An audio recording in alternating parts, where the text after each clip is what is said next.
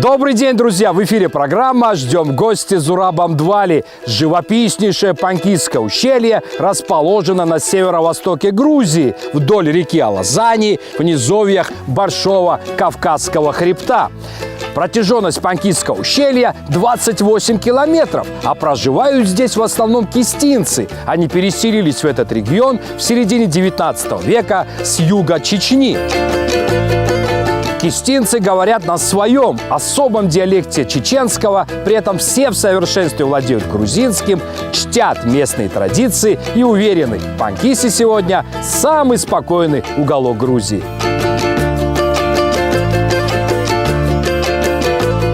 В Панкиси переселялись выходцы из горных малоземельных ущелий на границе с Грузией.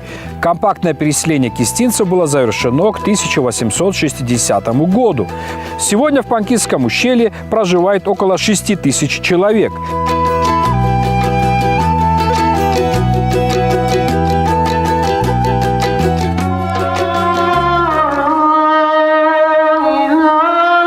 Русские начали завоевать Северный Кавказ. В этом периоде они начали, так сказать, переселиться. Массовое переселение. Причин много было. Война, вытеснение. Основное вытеснение. Второе, там, кровное мщение. Экономически, там, в горах жили всегда. Выжить очень трудно было. Поэтому они искали, конечно, подходящие места.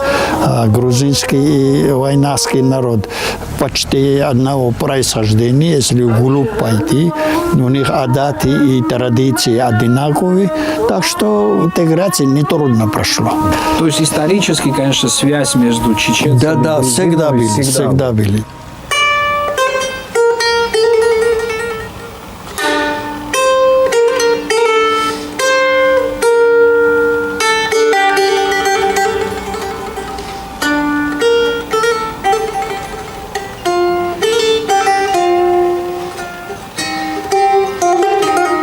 Насколько я знаю, определенную роль сыграла грузинская власть, когда выселяли во время Второй мировой войны чеченцев в Казахстан, в Сибирь. Кистинцы не пострадали тогда, никого не тронули. Причина это очень дружелюбные отношения с кистинами. Из истории, как мы тут поселились, у нас никогда не был какой-нибудь конфликт с грузинами. Когда вот эта депортация пошла, конечно, тут очень ситуация была очень напряженная. Как раз 23 февраля. Да, 23 февраля. Главное, что правительство нам поддержало, что это мирный народ.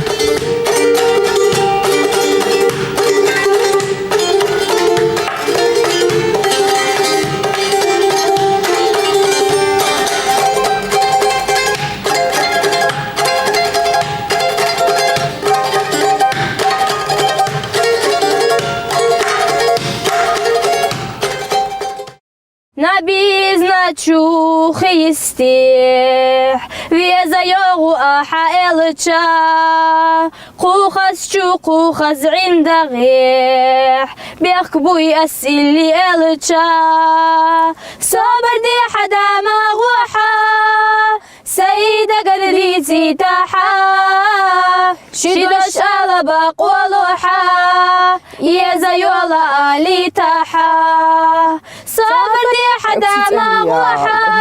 Уже 6 лет, как Назия открыла свой гестхаус, и одна из первых начала принимать туристов.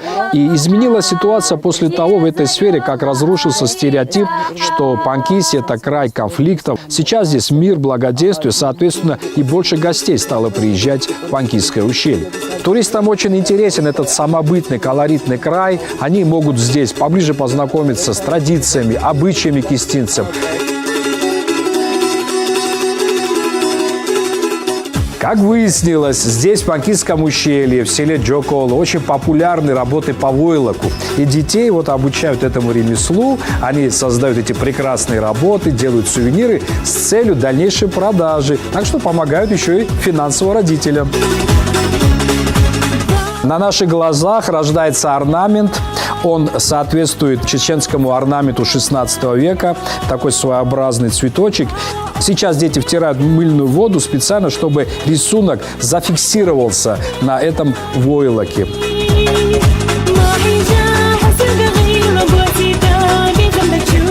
Но тут у нас уже работа посерьезней. На свет появляется настоящий ковер с чеченским орнаментом. Выяснилось, что очень часто эти работы направляются на международные выставки за границу. Ребята побеждают на всевозможных конкурсах.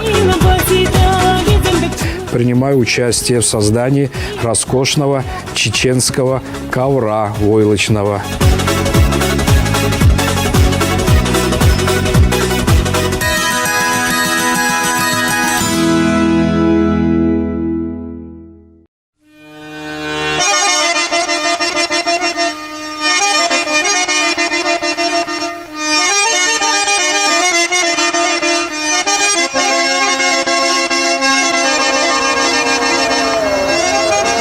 Сегодня в ущелье действует несколько мечетей. Они находятся в селах Дуиси, Омбало, Джоколо и Беркияне.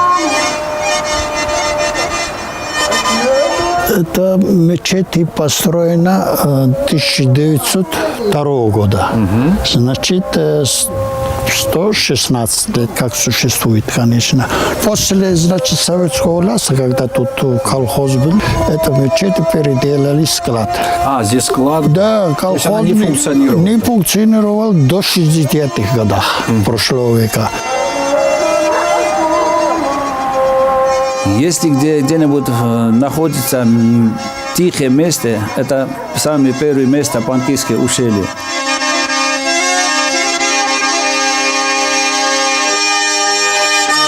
Молимся здесь, собираемся люди, народ здесь.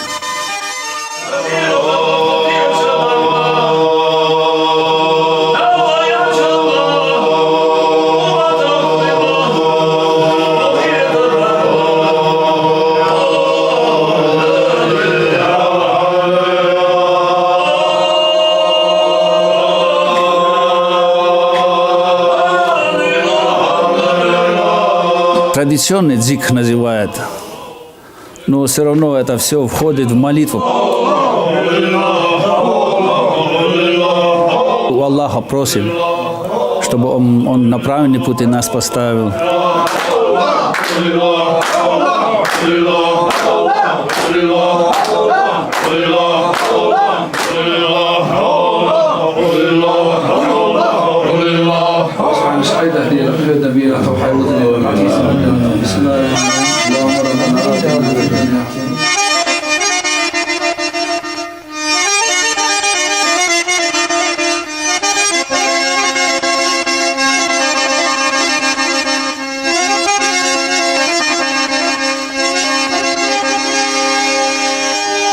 А сейчас я хочу представить победительниц популярного телевизионного конкурса кулинаров «На то и медико», который приготовит настоящее чеченское вайнахское блюдо, которое называется как? Абах хингалиш. Абах хингалиш. Правильно я произнес? Да, да. Скажите, пожалуйста, насколько это традиционное вообще блюдо и как часто это готовится по праздникам или каждый день его готовят в семьях? Не каждый день, а по праздникам точно. И это очень давнейшее блюдо. Старинное блюдо, да? Старинное. А как оно готовится? Давайте расскажем нашим телезрителям. Тесто какое? Обыкновенное? Обычное. Тыква местная, панкисская? Да, да. Сперва тыква отваривается. Да. Потом вот сердцевина достается, да, разминаем ее. Добавляется, наверное, сахар немного, да? Немного сахар, соль, Немного соли. черный да? перец, А какое масло мы используем? топленое. Топленое масло. Да. Прекрасно. Вот добавляем медико черный перец немного. А сколько ложек? Одну ложку? А, половинку вот так надо. Половинку наполнить начинкой. И обрезаем лишнее. Опа! Пшение ригамовый, дорогие. Для первого неплохо. Скажи, Ато.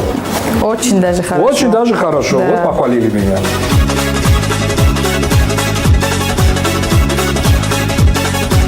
Ну что ж, пробуем габак хингалиш, популярное чеченское блюдо. Хачапури с тыквой я его назвал, хотя это, конечно, не хачапури, но напоминай. Какая вкуснятина! Очень вкусно, очень советую. Будете в Панкиссе, обязательно попробуйте.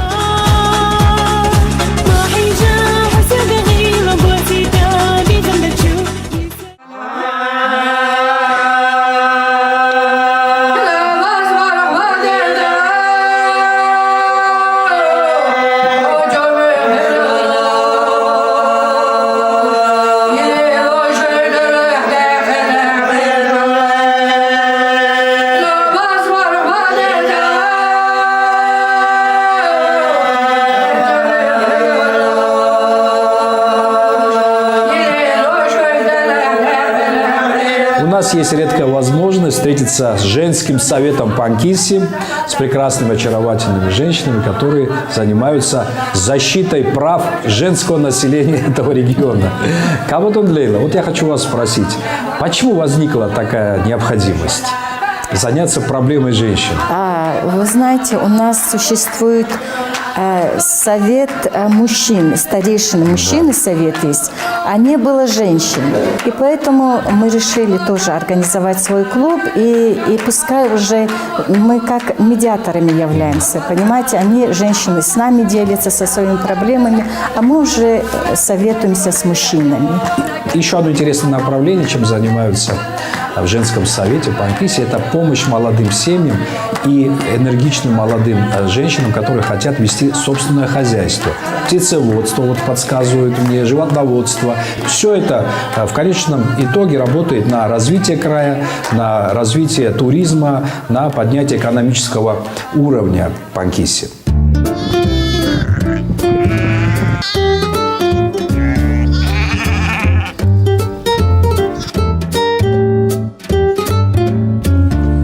Амарджобат. Зура. Мы слышали, у вас какое-то потрясающее хозяйство, связанное с пчелами. Производите мед. Самый вкусный в Панкисском ущелье. У Калбатона и Эльзы достаточно большое хозяйство, более 100 улей. Производят каждый год мед 3 типов. Это акациевый, липовый и каштановый мед. А примерно сколько килограмм удается собрать в год? Более тонны. Так, надо попробовать.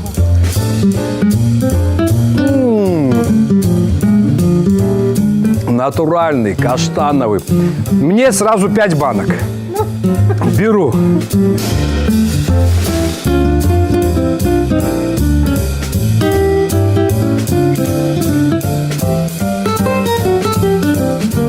И мы приехали в село Омало, чтобы отведать самый настоящий кистинский квас, который готовят здесь в одной семье. И вот сейчас я попрошу хозяина нам немножко рассказать о рецептуре этого напитка. Как рассказывают Шенгель, это старинный кистинский напиток. Идет эта традиция из глубины, седой глубины веков, когда первые горцы поселились здесь. Напиток варится на основе горного шиповника, редкая разновидности кавказского рододендрона. Используются также сухофрукты, сушеные яблоки или чернослив. Добавляется, естественно, хмель, сахар, что способствует процессу брожения. И получается безалкогольное пиво, которое здесь принято называть квасом. Будете в Панкиссе, попробуйте старинный кистинский квас. Получите огромное удовольствие. За вас, друзья.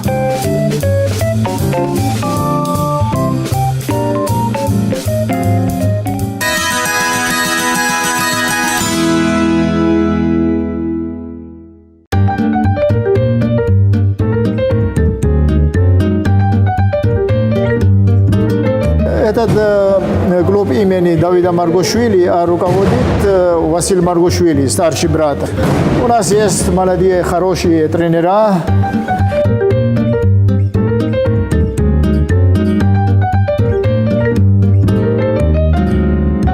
Я смотрю, очень много молодежи. Вот совсем маленькие, взрослые, подростки, все занимаются борьбой.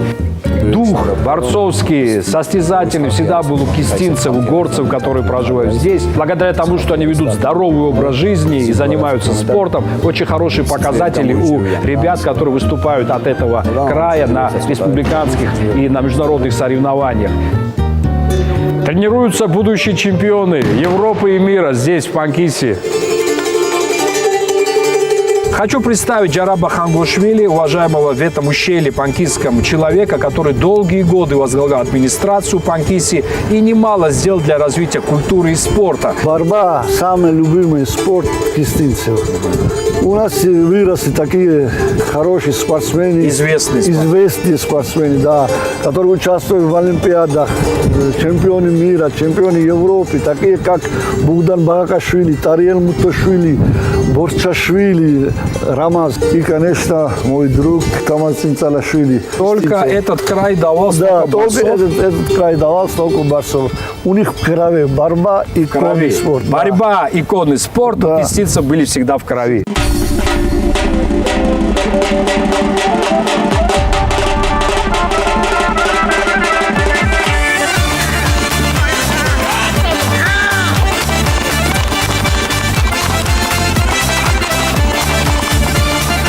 Верховая езда – одно из самых популярных увлечений жителей Панкисского ущелья. Кистинцы – прекрасные наездники. Мальчиков обучают с детства любви к лошадям. И, кстати, туристы, которые приезжают в Панкиси, могут почувствовать себя настоящими джигитами.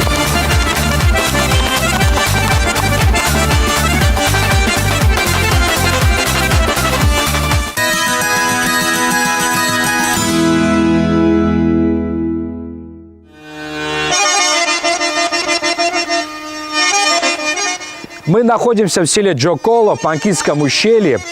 И интересно, что именно в этом селе сохранилась христианская церковь. Церковь была построена в 1888 году. Тогда еще часть населения здесь, в Джокола, были христиане. И главное, что церковь тогда выполняла еще и просветительскую функцию, так как при ней была открыта и первая школа в селе Джокола. Кстати, этнографическое изучение Панкисского ущелья впервые было начато писателем-кистинцем, педагогом и священнослужителем Мате Албуташвили. Ему же принадлежала идея строительства этой церкви, а также открытие при ней первого учебного заведения в селе Джокола.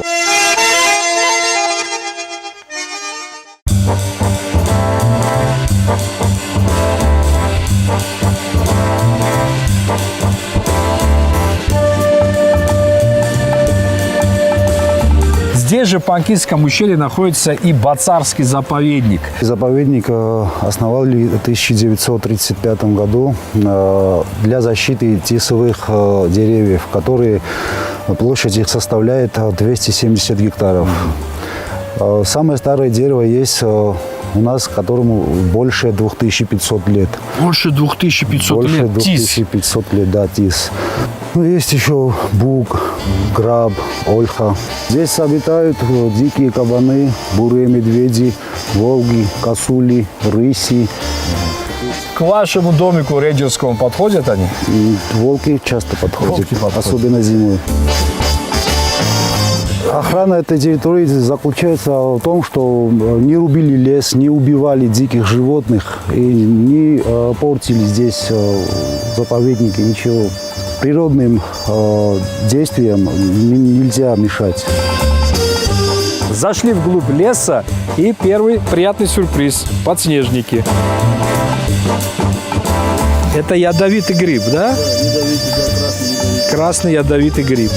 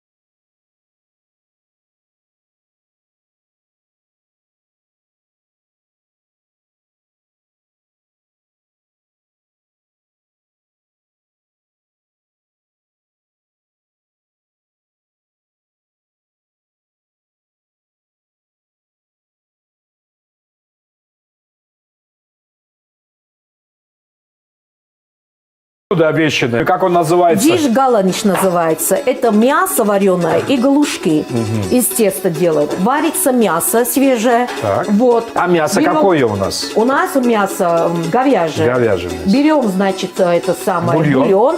Вот. И будем приготавливать вот тесто. Вот. Заливаем. На основе бульона. То есть у наших галушков будет привкус бульона. Бульона обязательно. Итальянцы хвалятся своими макаронными изделиями, а вот кистинцы тоже Да, у нас наподобие лапши тоже, что-то да, делают. Да, обязательно. Вот это называется галушки. Сейчас мы вам покажем технологии приготовления галушек. Потом вот берем вот эту галушек Так. 3 пальцами вот сюда Так. и надавливаем вот так.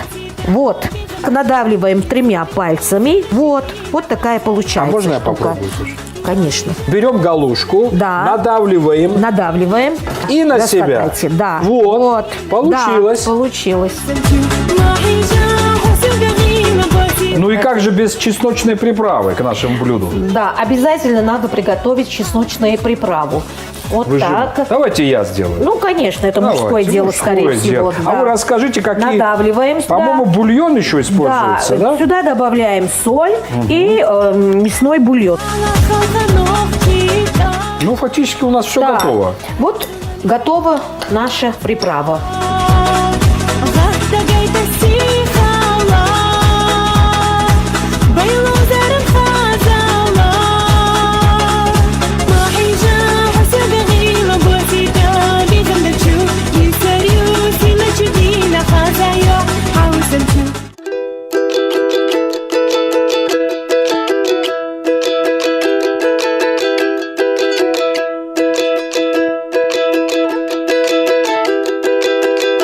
Уважаемый Джараб, у вас традиционная кистинская семья. Расскажите немножко о ваших предках.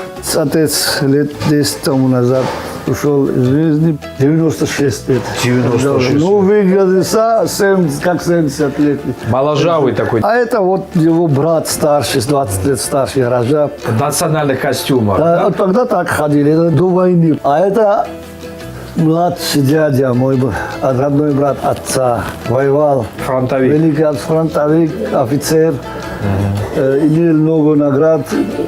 Отец, мать. Да. Прожили вместе вот почти 70 лет. 70 лет Почти, прожили. да. А это мой брат. Сколько у вас братьев и сестер? У нас братьев 3 и одна сестра, И одна которая сестра. перед нами. Самая любимая. Да, единственная. И единственная. Да, Правильно.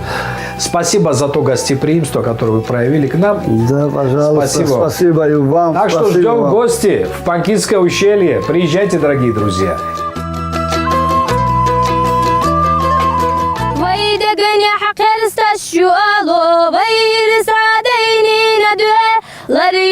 Панкистское ущелье – это место, которое своей культурой, традициями, многообразием выступает одним из символов исторической дружбы, взаимоуважения и близости между грузинским и северокавказскими народами.